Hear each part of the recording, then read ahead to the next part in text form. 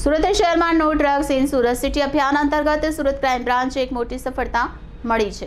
શહેરના સરથાણા વિસ્તારમાંથી પોલીસની ટીમે મેફેડ્રોન ડ્રગ્સના વાણિજ્યિક જથ્થા સાથે 4 શખ્સોને ઝડપી પાડી ડ્રગ્સ રેકેટનો પર્દાફાશ કર્યો છે।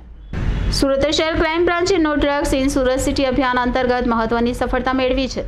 શહેરના કામરેજ સુરત રોડ સરથાણા વિસ્તારમાં આવેલ શ્યામધામ મંદિર બીઆરટીએસ બસ સ્ટેન્ડ સામે જાહેર રોડ પાસેથી એનડીપીએસ એક્ટ હેઠળ 74.450 ગ્રામ પ્રતિબંધિત મેફેડ્રોન ડ્રગ્સ સહિત 4 આરોપીઓની ધરપકડ કરવામાં આવી છે। આ ડ્રગ્સની બજાર કિંમત ₹7,44,500 ગણાઈ રહી છે, જ્યારે સમગ્ર પકડાયેલ મુદ્દામાલની કિંમત અંદાજે ₹12,97,500 છે।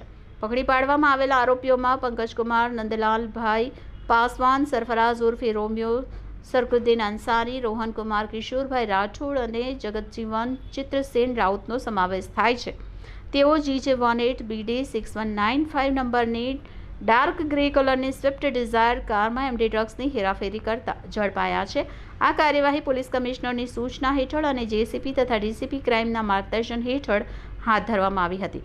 હાલ ધરપકડ કરાયેલા આરોપીઓ પાસેથી મળેલા ડ્રગ્સ ક્યાંથી લાવવામાં આવ્યા હતા અને કોણ ખરીદવાનું હતું તે અંગેની વધુ તપાસ સુરત શહેર ક્રાઇમ બ્રાન્ચ દ્વારા ધોરણસર ચાલી રહી છે।